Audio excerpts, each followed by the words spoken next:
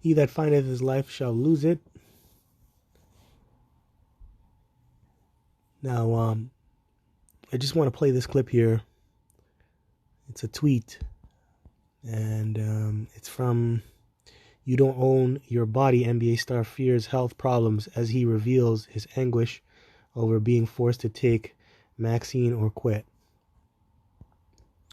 And obviously this is going into NBA star Andrew Wiggins on how he was pressured to take the jab just so he can continue to play.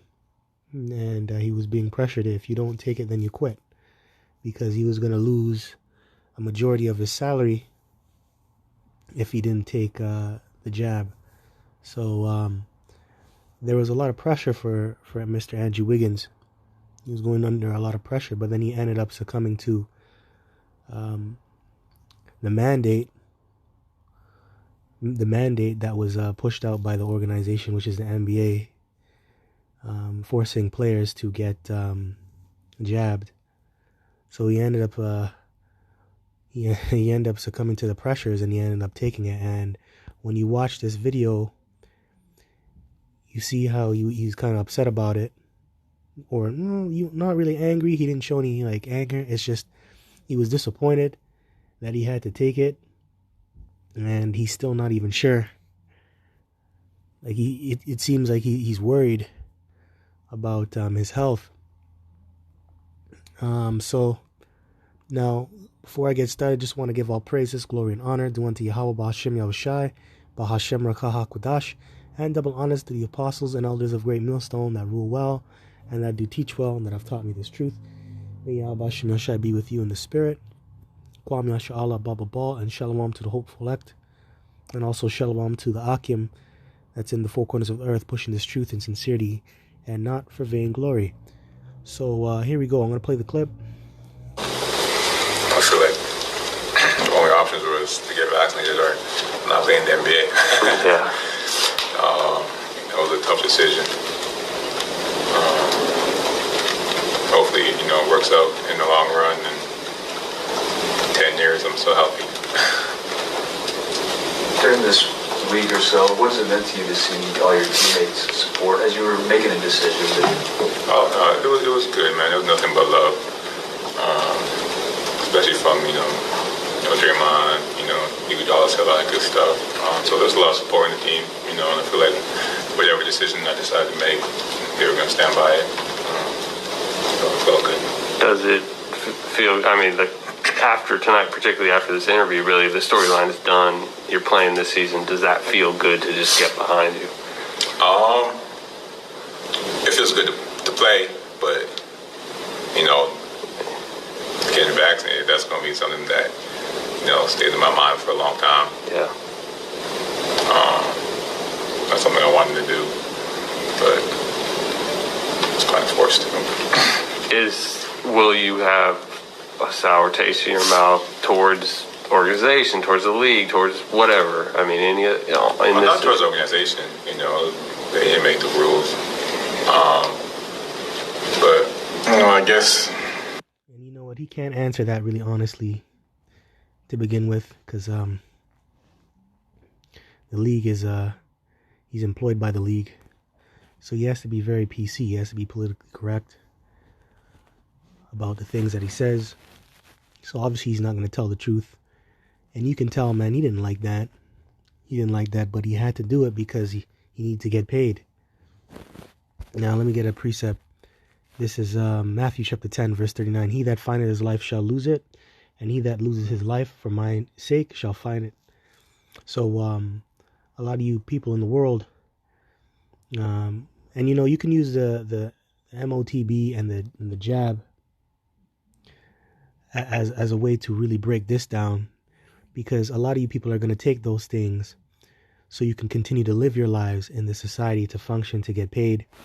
And when you look into this, the reason why Andrew Wiggins took the jab is because he was going to lose a majority of his salary, and he has a certain lifestyle to upkeep. So if he were to not play any games and sit out, he could pretty much lose everything that he has. I'm just saying. Okay, he can lose what he has, and he has to upkeep a certain standard of living for himself and maybe for his family.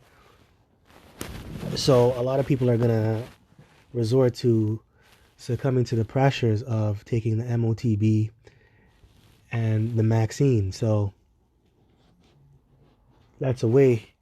A lot of you people are gonna lose your life while trying to find your life in this life.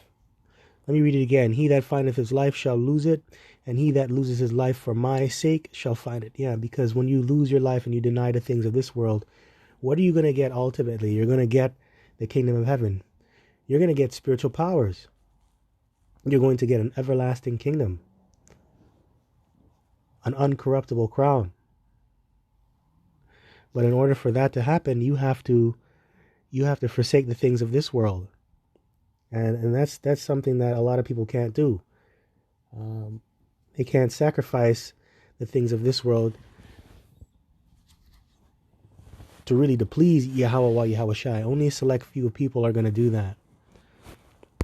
All right, so here we go. To do certain stuff, to work and all that, I guess you don't own your body. That's what it comes down to. That's right. He's 100% right. You don't own your body when you play for the NBA and these different sports teams.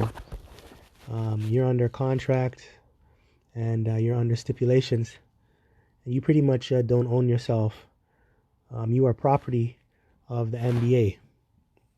You are an asset. You are a commodity. So that's why he had to actually take that, and he was forced and pushed into a corner. And now he's coming out and tell you, look, I don't own my body.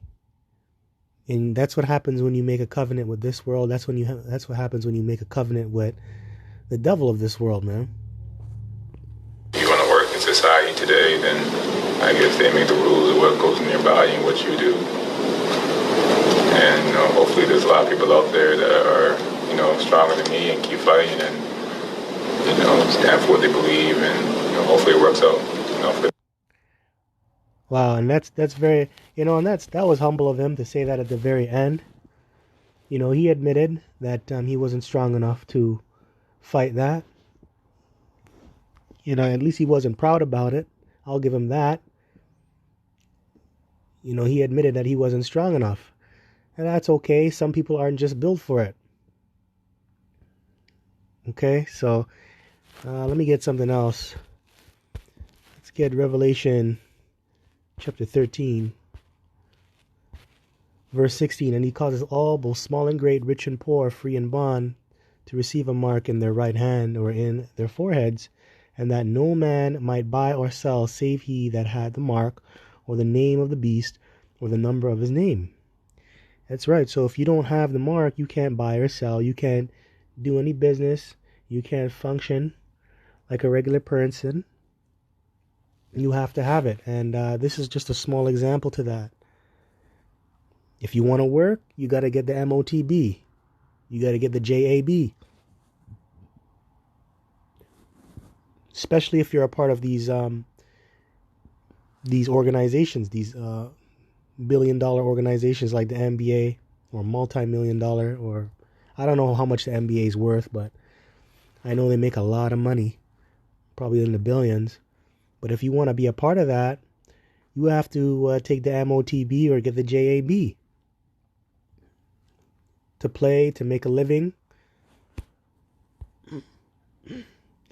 So it says, and that no man might buy or sell, save he that had the mark. Well, let's get the word mark here. And when you take this mark, your property, the charagma.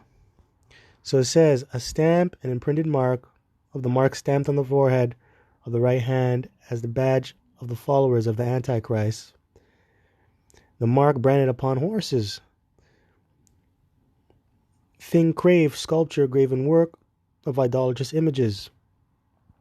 So this is a mark, and this is a branding upon horses. which means your property, man. If you take the devil's branding, then that means you're property of the devil. And he just told you that in the NBA you don't own your body, and you can't do whatever you want. You don't own your body, so you have to take it if you want to work, if you want to get paid. So anyway, that's all that I have. Till next time, Kwame Asha Bible Ball, and all praises, glory, and honor due unto Yahweh Bashim Yoshai, Bahashem Rakah Kwadash. Shalom.